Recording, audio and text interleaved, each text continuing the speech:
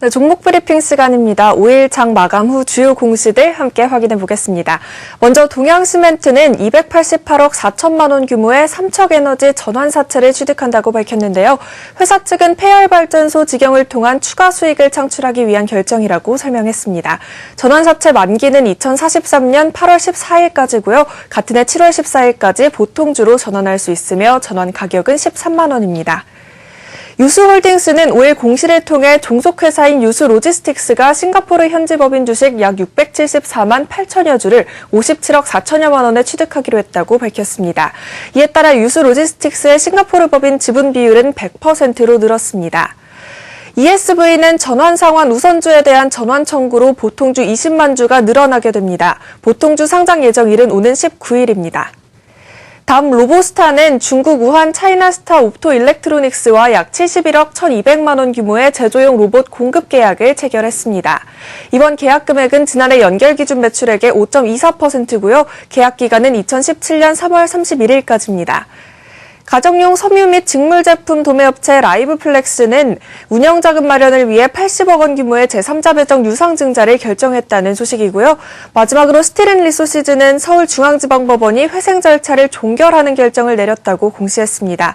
법원은 스틸앤리소시즈가 회생 계획을 인가받은 이후 회생 담보권과 회생 채권에 대한 변제 의무를 조기에 이행했다고 판단했습니다. 지금까지 종목 브리핑이었습니다. 네, 오늘 장 성공 투자를 위한 가이드 재료 점검을 도와드리겠습니다. 오늘 종목 브리핑 분석 도와주실 두 분, SK증권 김우식 부장님, 한국투자증권 박지영 차장님 자리하셨습니다. 안녕하십니까? 안녕하세요. 안녕하십니까? 네, 전 시장 공시들 중에 김우식 부장님께서 눈여겨보신 공시 어떤 것들이 있습니까? 네, 그 수급 관련 공시가 있었던 삼양사를 좀 살펴보겠는데요. 예. 우리나라 지분 신고 제도를 보면은 주요 제도가 이제 한 세 가지가 있습니다. 우선 5% 룰이 있고요. 그다음에 10% 룰, 또 요번에 추가가 되는 공매도와 관련된 0.5% 룰이 있는데 5% 룰이라는 것은 이제 지분이 5%를 취득을 이상을 하게 되면은 5일 이내 신고를 하게 되는 것이고 10%도 넘기게 되면은 또 5일 이내 신고를 하는 제도입니다. 여기서 중요한 것은 이제 5% 지분에서 그 아래로 내려갈 때는 상당히 좀 주의를 하셔야 되고, 왜냐하면 4%대부터 해서는 이제는 뭐 공시 의무가 없으니까 주도세도 모르게 다 팔 수가 있습니다. 그 부분 주의하셔야 되고, 만약에 10%를 넘기는 종목이 있다 그러면은 매일 전자공시를 들어가 보셔야 됩니다. 왜냐하면 10%는 좀 규제가 강화되기 때문에 그 이후부터 해서는 한 주만 매매를 해도 즉시 공시를 하게 되어 있습니다. 그래서 10% 넘는 종목들 같은 경우는 좀 주의 깊게 전자공시 계속 들어가 보셔야 되는데요. 삼양사 같은 경우는 5% 지분 취득을 했다, 이렇게 지금 나오고 있습니다. 근데 이제 한 가지 좀 이번 5%나 방금 말씀드린 10% 룰을 좀 약간 벗어나는 게 있는데, 특례 조항이 바로 국민연금에는 좀 적용이 됩니다. 어저께 아마 보면은 많은 종목들이 갑자기 뭐 어떤 종목을 취득했다, 또 뭐 팔았다, 이렇게 신고가 나왔었는데, 네, 이렇게 지분 공시가 나왔죠. 그렇죠. 이렇게 나온 이유가 이제 국민연금 같은 경우는 즉시 공시가 아닙니다. 왜냐하면 워낙에 큰 자금을 다루고 있기 때문에 웬만한 우리나라 기업들은 5%, 10% 다 가지고 있죠. 그러다 보니까 즉시 공시를 하게 되면은 전략이 드러나서 운영을 못 한다는 겁니다. 그렇기 때문에 국민연금 같은 경우는 예외 조항으로 다음 분기 첫 달 10일 내에 공시를 하게 되는데, 예를 들어서 지난 분기, 그러니까 1월, 2월, 3월에 특별한 지분의 어떤 변동이 있다 그러면 언제 공시를 하냐? 한꺼번에 4월, 다음 분기 첫 달인 4월 초에 다 공시가 나오게 되는 겁니다. 그래서 어제 와장창 나왔는데, 그 중에 하나가 이제 삼양사에 대해서 국민연금이 5% 지분을 또 취득했다. 그리고 또 어제 급등이 한번 나왔거든요. 뭔 일이 있겠죠. 그 내용을 살펴본다 그러면은 중요한 것은 이제 이 지분 신고의 특성 때문에 4월에 신고는 들어왔지만은 언제 매수했냐가 중요합니다. 1월에 매수한 것도 4월에 신고가 되고 2월에 매수한 것도 4월에 신고가 되거든요. 근데 문제는 1월에 신고를 해서 지분 샀다가 그 이후에 매도하고 있는데 지금 공시가 나오면 그건 소용이 없지 않습니까? 그래서 삼양사를 살펴보니까 2월 17일 기준으로 5% 지분을 통과했다, 그렇게 나왔거든요. 그러면 중요한 것은 그 이후에 샀는가 팔았는가가 더 중요한데, 그 이후에 지분을 보니까 2월 17일 이후부터 해서 27,000주 정도를 더 매수를 했더라는 겁니다. 지금까지 계산을 해보니까. 그러면 이 종목은 국민연금이 5%를 분명히 투자를 했고 그 이후에도 추가적으로 매수를 하고 있구나라는 것을 확인했기 때문에 이건 지분상 일단은 유리하다, 그렇게 봐야 되겠죠. 그 리포트가 4월 4일인가요? 그때 한번 나왔습니다. 리포트가 나왔는데 실적 관한 리포트가 나왔는데 1, 4분기 실적이 아마 어닝스 프라이즈가 나올 것이다. 식품과 화학 쪽을 다루는 기업입니다. 상당히 어닝스 프라이즈가 기대되기 때문에 아마 관심 종목을 가지자라는 리포트가 나왔었고, 중요한 것은 국민연금도 이렇게 관심을 가지고 있지만은 다른 기관들이 그 리포트에 호응을 해주냐가 굉장히 중요한데, 4월 4일 보시면은 기관 매수가 들어왔고요. 어제도 기관 매수가 더 늘어났고, 연기금도 매수가 또 들어왔습니다. 5% 지분 신고한 이후에 계속 매수가 들어오는 것이죠. 그 얘기는 뭐냐면은, 그 애널리스트의 어떤 그 실적이 늘어난다는 그 리포트에 충분히 기관들이 공감을 하고 현재 매수를 하고 있다. 이틀 연속 상승이 나왔고, 어제는 8% 가까이 상승이 나왔거든요. 급등이 나왔거든요. 이것은 분명히 시장에서 호응을 하고 있는 것이다. 그렇게 놓고 본다 그러면은 지분만 놓고 보더라도, 지금 매수 구조만 놓고 보더라도 충분히 이 종목은 관심을 가질 수 있고, 분명히 이제 실적을 놓고 보더라도, 예상 실적을 놓고 본다 그러면은 아직도 저평가된 구간이 있습니다. 해서 많이 눌려있는 종목이기도 하기 때문에 수급 관심주로 한번 삼양사를 오늘 한번 소개를 시켜드렸습니다. 네, 삼양사 국민연금이 지분 5%를 취득했다라고 신고를 했고 그 이후에도 추가 매수한 것으로 확인이 되면서 일단 수급적으로 안정적으로 받쳐주고 있다라는 의견을 주셨습니다. 네. 여기에 1분기 실적에 대해서 긍정적인 리포트가 나오고 나서 또 기관들까지 호응을 해주면서 삼양사에 대해서 좀 긍정적인 관점에 대한 이야기 들어봤습니다. 박재영 차장님은 또 어떤 종목의 공시 눈여겨보셨나요? 네, 그 한진칼이 유상증자 발표를 하면서 어제 좀 주가가 하락을 했는데요. 네, 그렇죠. 네, 유상증자 발표에 대해서 좀 말씀을 드려야 할 것 같습니다. 지금 6월 만기 도래하는 단기 차입금 1,000억 원을 갚기 위해서 유상증자를 발표한다라고 하면서 주가가 하락을 했는데요. 금액은 1,049억 원 정도고요. 발행가는 16,400원이 되겠습니다. 신주 배정 기준일은 4월 28일이고요. 지금 대한항공이 대한항공이라든지 한진해운 지원 목적은 아닌 것 같습니다. 진짜로 한진칼이 돈이 없어서 단기 차입금을 상환하기 위해서 돈을 빌리는 것으로 보이는데요. 그렇지만 이제 작년 2월 달에 한진해운으로부터 상표권, 무형자산을 1,113억 원에 매입했습니다. 그러면서 단기 차입금이 1,100억 원까지 늘어났거든요. 한진해운을 지원하기 위해서 빌리는 돈은 아니다라고 했지만 작년에 한진해운 때문에 돈을 빌린 것, 그거 갚기 위해서 지금 또 유상증자를 발행하는 거기 때문에 예. 어떻게 보면 뭐 아랫돌 빼서 윗돌 개는 뭐 그런 격이다라고 볼 수 있을 것 같습니다. 지금 신용등급이 트리플 B 플러스까지 떨어졌습니다. 그래서 회사채를 발행하기가 실질적으로 어려운 상황까지 됐어요. 4월 1일자로 한국신용평가에서 한진칼의 신용등급 대한항공과 함께 A-에서 트리플 B 플러스까지 내렸거든요. 이렇게 되면 실질적으로 이제 투자 등급이긴 하지만 가장 낮은 등급입니다. 그렇게 되면 회사채를 발행하는 것 자체가 굉장히 어려울 수 있습니다. 지금 저금리이기 때문에 회사채를 발행하면 굉장히 싼 가격에 돈을 빌릴 수 있는데 예. 그럴 수도 없는 상황이다라는 이야기가 될 수 있는 거고요. 대한항공도 보니까 회사채 발행했다가 지금 청약 미달돼가지고 그렇죠. 실패했다라고 나오잖아요. 네, 그러니까 회사채 발행이 안 되기 때문에 이런 증자를 하게 되는 상황까지 왔다라고 보시면 될 것 같습니다. 예. 작년 말에 이제 현금성 자산이 217억 원 있고요. 단기 차입금이 900억 있었습니다. 부채가 217억이면 거의 없는 거지만 현금도 없다라고 보셔야 될 것 같습니다.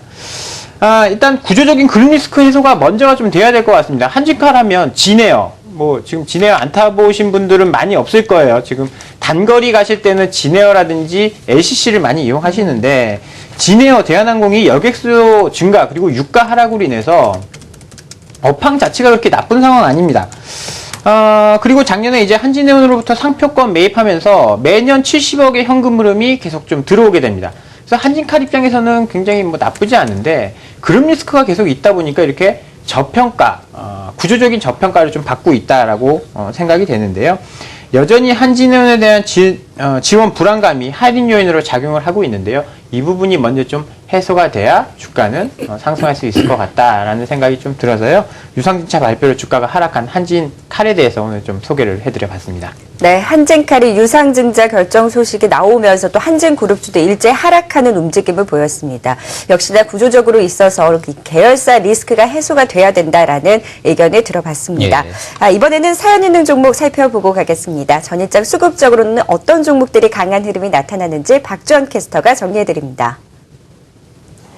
네, 사연 있는 종목 시간입니다. 코스피 코스닥 시장에서 외국인 투자자들이 가장 많이 사고판 종목들 함께 확인해 보겠습니다. 코스피 시장 외국인 매수 상위 4개 종목 SK하이닉스와 포스코, 네이버, 현대증권 순서였는데요.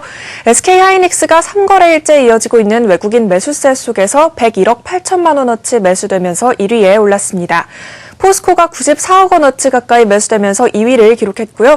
네이버가 이틀째 매수세를 보이면서 3위, 현대증권이 107만 주 넘게 매수되면서 4위에 올랐습니다.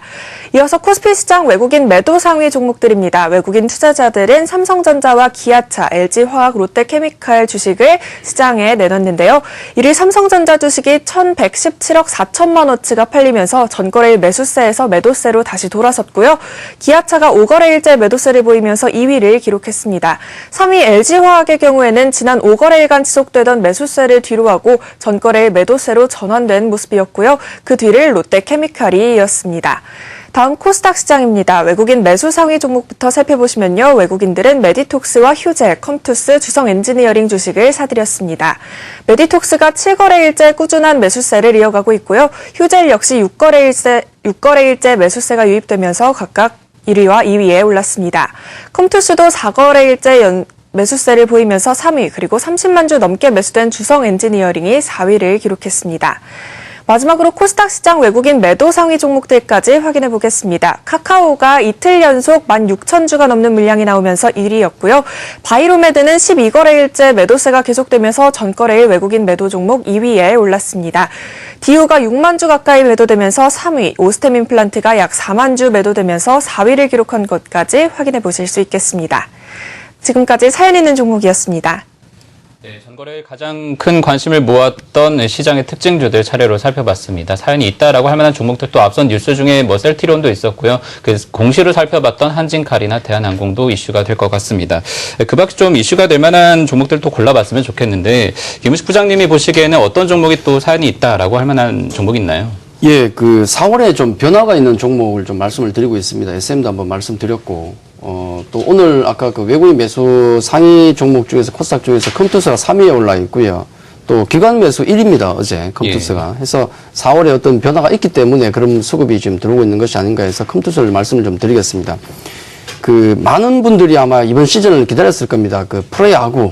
예, 이제 프로야구 시즌 개막하기만 많이 기다렸을 것 같은데 특히 이제 국내 시즌 같은 경우는 이번에 이제 고척돔도 생기고 새로운 구장도 생겼잖아요. 또 삼성의 라팍도 생기고 해서 새로운 경기장 또 새로운 선수들 때문에 또 프로야구 붐이 좀 일어나지 않을까 많은 분들이 이제 기대를 좀 하셨던 것 같습니다. 그리고 또 하나 중요한 것은 아마 이 정도의 메이저리그가 많이 있었던 적은 없는 것 같아요. 우리 한국의 많은 선수들이 메이저리그로 건너가기 때문에 아마 새벽에 또 잠을 설치는 분들도 굉장히 많을 것 같습니다. 그래서 아마 이 프로야구의 열기가 올해도 좀 이어지지 않을까. 뭐 그 점에 있어서 이제 가장 중요한 것은 컴투스 프로야구 게임이 있죠. 아마 우리 박지영 차장 그 사회인 야구 선수로 뛰고 있는 걸 알고 있는데. 아, 그러시군요. 예, 선수로 뛰고 있거든요. 그래서 얼마나 많이 기다릴까 싶습니다. 근데 저렇게 직접 야구를 할 수 있지만 대부분 분들은 야구를 직접 할 수는 없어요. 경기만 보기는 보고 하고는 싶은데 그럼 결국은 간접 체험할 수 있는 것이 게임밖에 없고 모바일 게임 중에서는 컴투스 프로야구가 이미 10년 전부터 지금 서비스를 하고 있고 부동의 1위지 않습니까? 예. 지금 프로야구가 개막과 동시에 지금 또 게임을 서비스를 또 2016년 서비스를 시작했는데 매출액 랭킹 지금 종합 23위까지 벌써 올라가 있고요. 역주행이라고 하죠, 보통. 또 전체 스포츠 게임 중에서는 2위까지 지금 올라가 있습니다. 이게 아마 컴투스의 실적에 짭짤한 어떤 그 모멘텀이 돼줄 것이다. 이건 분명한 것 같고요. 특히나 컴투스에게 좀 중요한 것은 첫째가 이제 그 가치주다. 많이 싸다는 얘기가 있습니다. PL 밸류로 볼 때 뭐 10배 미만에서 놀고 있으니까 너무 싼데 항상 뭔가 모멘텀이 필요한 시점이었는데 이번 4월 들어서 이 컴투스 프로야구가 나오면서 분명히 모멘텀이 되고 있을 것 같습니다. 예, 특히 이제 상당히 중요한 내용 중에 하나가 뭐냐면 서머너스 워가 지금 실적에 굉장히 좋은 흐름을 보여주고 있는데 이 서머너스 워 같은 경우가 단일 게임이라는 약점을 가지고 있긴 하지만은 옛날 그 NC소프트의 리니지처럼 굉장히 롱런할 어떤 채비를 갖추고 있는데 지금 현재 그 유럽 쪽에서 보면은 랭킹 매출액 순으로 보면은 독일 쪽에서 5위하고 있습니다.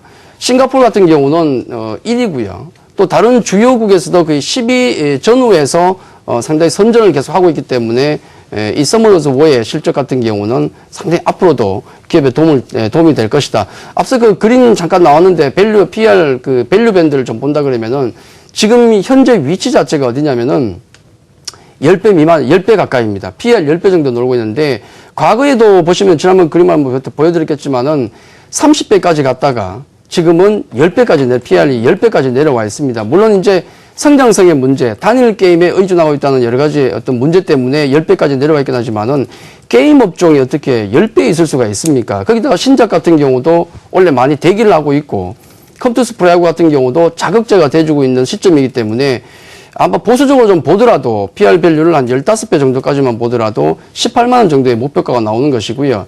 신작 모멘텀을 제외하고 그냥 가치적으로 보더라도 충분히 그 가치만 놓고 보더라도 15만 원 정도까지는 갈 수 있고 나중에 M&A 모멘트까지 발생한다 그러면은 20만 원까지도 볼 수 있는 15에서 한 20만 목표로 충분히 볼 수 있고 중심 가격인 18만 원 정도까지는 충분히 가져갈 수 있다.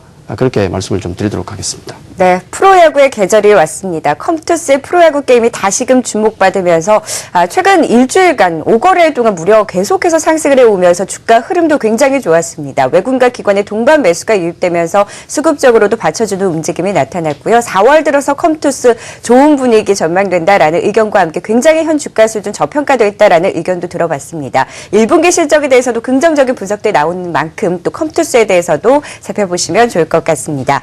박지영 차장님은 사연 있는 종목 가운데 또 어떤 종목 눈에 띄셨나요? 이제 월별 실적을 공시하는 그 업종들이 몇 개 있습니다.